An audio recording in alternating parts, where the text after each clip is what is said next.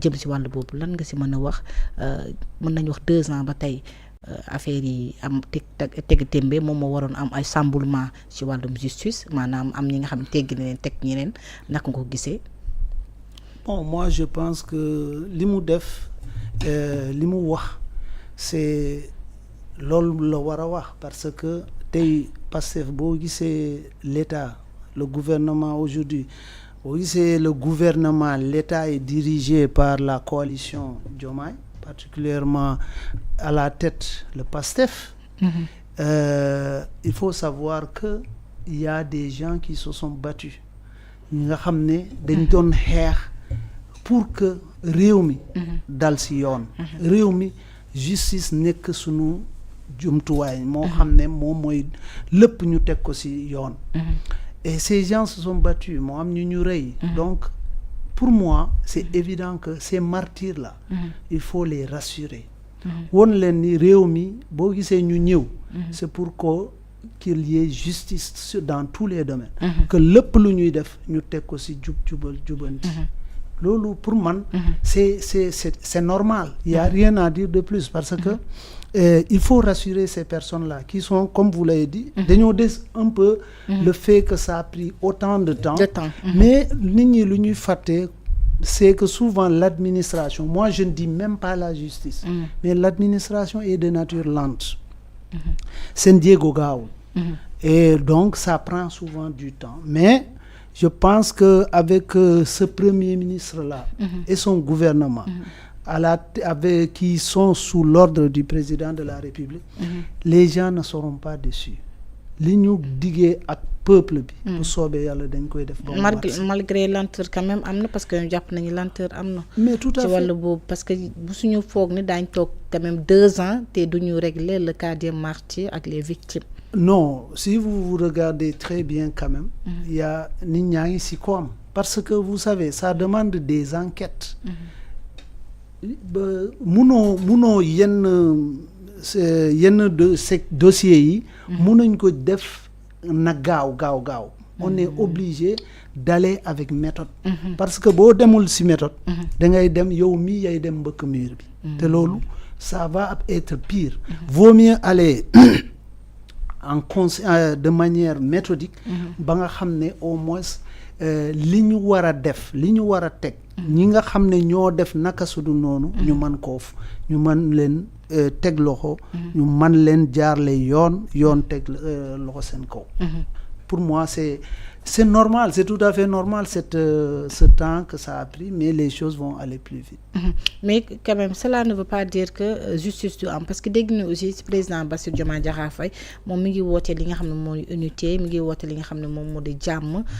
mais loolu est-ce que aussi bokkul ak li nga xam ne lu yoon war a def mais vous savez madame un pays comme le Sénégal n'importe quel pays au monde si nous aspirons au développement il faut que ça se fasse dans la paix loolu c'est normal il faut la paix il faut jàmm réconciliation bu ñuy wax nag mais jàmm ça ne veut pas dire qu'il n'y ait pas de justice ça c'est autre chose parce qu'en général balaa jàmm ñuy dugg ci jàmm dans tous les conflits qu'on a eu la première chose c'est que dañoo nit ñi dañ leen teg ne kii yow yaa tooñ ñii yow yaa tooñ ñu que les gens se sentent à l'aise se sentent reposés croient maintenant et après nag ñu door a dem ci baale bi ça c'est important donc la justice pour moi même le président ce qu'il a dit c'est ça c'est-à-dire que justice day am mais lu mu bëgg tamit c'est que on aille vers des réconciliations c'est comme ça que je comprends chacun a sa façon de comprendre mais ma compréhension est que aujourd'hui le gouvernement actuel veut tout faire de sorte que justice soit rendue au peuple ça c'est fondamental les gens se sont battus pour ça moi j'étais à Ziguinchor en Casamance quand il y avait eu un blocage il y a un moment oto du daw da ngay dox ak tànk man maa doom dugg dem jënd lu ñuy lekk indi ko kër ga à cette époque même ñun amuñu woon bateau bateau dañ ko bloqué pour bu mu servir la Casamance. Moi j'étais là-bas. C'est tellement injuste que pour moi ces faits-là, si on les laisse comme ça, on ne parle pas dessus, on ne règle pas, on ne dit pas qui a tort. Suba keneen dina ko def. Et ça il faut l'éviter. C'est tout. Pour moi c'est la seule raison qui fait que la population aussi réclame cette justice. La justice, mais également Ousmane Sonko réclame li nga xam ne moo de justice aux martyrs. Tout à fait. ci loolu aussi deuxième partie mi réclame li nga xam ne de réduction des comptes bi def mel dafa teg témbé parce qu'il y avait un moment gis nañ ne ñi di jaabante ñi di cautionner ñu leen def sous bracelet électronique mais jamono ji déggootuñ ci lu bëri. Ousmane Sonko taxaw na quand même bëgg na li jëm ci wàllum alalu askan wi képp ki nga xam ne yore woon nga ko. ñu càmbar xool naka nga ko yore woon anam bi jaar na yoon wala jaarul yoon. Man li ma gëm. Le président de la République. ak son premier ministre. ñun bi ñu ñëwee la première chose qu'ils nous ont dit ñun waa man je parle au nom de PASTEF. du Moncap. lim ñu wax yéen ñi nga xam ne yéen lañ teg fii ci gouvernement bi xamal leen ni dërëm askan bi bu ngeen ko jëlee lekk ko xam leen ni kaso ngeen di dem te du ñun ñoo leen di jàppale man loolu laa gëm te je pense que ñoom ñëpp ci yoon boobu lañ nekk alors je vois mal je vois très mal même que ces mêmes personnes acceptent que ñi nga xam ne dañoo fexe ba Sénégal nekk au sous-sol. Oui. Ces gens-là ne rendent pas compte. Mais ça, je pense que ce n'est même pas le président, son premier, le gouvernement. Non, il y a des corps de contrôle. Ñoo xam ne seen liggéey si la. Et ils feront le travail. Pour képp koo xam ne def nga naka sudul noonu. Ces corps de contrôle feront des rapports. Et ces rapports-là, moi, li ma gëm mooy bu yeggee si loxo. Kii fi nga xam ne fa la war a yegg. dina dem mais loolu ngeen campagne woon li nga xam ne moo jëm ci les élections présidentielles campagne woon ngeen lu jëm ci wàllum réduction des comptes ak li nga xam ne moo di les martyrs. les deux yooyu bokk na ci li nga xam ne moom moo di campagne ba nga xam ne campagne ngeen ko ba jël réew mi donc il faut que aussi taxawaay bi mën a nekk taxawaay bu am solo ba sénégalais yi duñ ci am benn déception. non mais vous savez. Aujourd'hui bu ñuy waxante dëgg. Le gouvernement actuel. mun nañ ko reprocher lépp sauf une chose pour l'instant de bàyyiwul yoon bi mu jàpp mi ngi si on peut dire que xëy na y a des lenteurs il y a certaines choses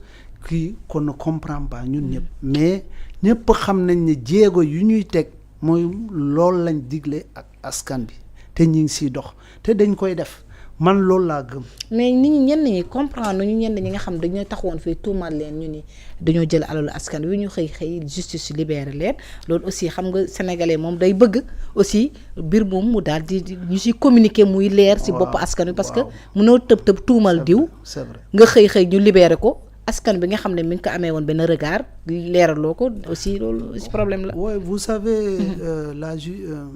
mbirum gouverner avec la justice c'est un couteau à double sens. ñun dañoo waat ni. duñu dugal sunu loxo ci mbirum justice. on laisse la justice faire son travail de manière autonome. ñun ñoo ko wax. On est obligé, voilà, on a demandé ces ruptures. Donc, on est obligé de laisser la justice faire son travail. Maintenant, ce qu'il faut, c'est que pour man li ma gëm mooy justice bi nañ fexe daal ba ñi nga xam ne ñoo fa nekk ñu jaarle mbir yi yoon. Maintenant, vous savez, les Sénégalais, nous souvent, nous qui ne comprenons pas très bien ce qui est la justice. Tout à fait. ñun bu ñu dañoo yaakaar ni man par exemple buñ ma épinglé comme on le dit ñu yóbbu la entendre la buñ la nee demal tëdd sa kër rek dañ la libérer. C'est pas comme ça. Ça veut dire quoi? Justice peut décider qui c'est quelqu'un où il n'y a pas de risque mu échapper au état bi au lieu ñuy remplir prison yi avec des gens on le laisse aller dormir chez lui le temps que l'enquête soit terminée pour mu ñu ñëw teg ko ci yoon et loolu bokk na tamit si ce qu'on appelle le droit chacun a le droit à une justice équitable man loolu laa gëm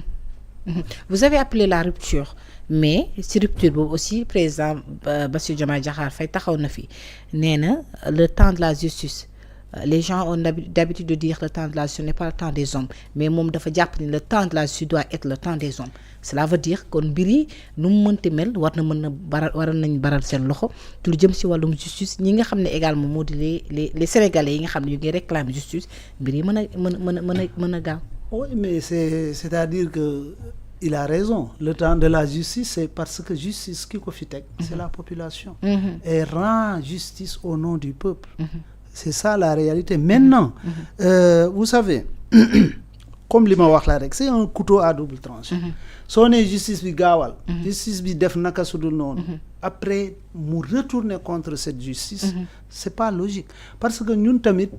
on se rappelle qu'il y a eu des moments où fii gis nañ nit jël jugement boo xam ne ñëpp xam nañ ne jugement boobu ça devait prendre des mois au minimum ay 6 mois mooy diggante Mame Mbaye Niang Ousmane Sonko bien sûr ñu jël ko pamtee ko def ko en quelque temps loolu nous defaat ci appel ci quelque temps également mais on n'a même pas laissé le temps à la personne le temps qu'il doit faire temps boobu ça n'est même pas écoulé ñun bëgguñu dem côté boobu ñun li ñu bëgg mooy lépp lu ñuy def mu jaar yoon ba pare teg ko ci kaw yoon loolu lañ gëm moo tax je pense que aujourd'hui on est dans cette situation mais je pense que le peuple doit avoir confiance aux gens ñi nga xam ne ñoom lañ teg ci kaw mooy particulièrement le président Ousmane Sonko li mu wax et le président et le premier ministre Ousmane Sonko du moins et le président Bassirou Diomaye Diakhar Faye parce que li ñu gëm mooy et il l'a répété man je l'ai écouté la fois dernière nee na on est là pour servir le peuple et que tout ce que l'on doit faire li ñu wax ak peuple bi dinañ ko def ba mu mat set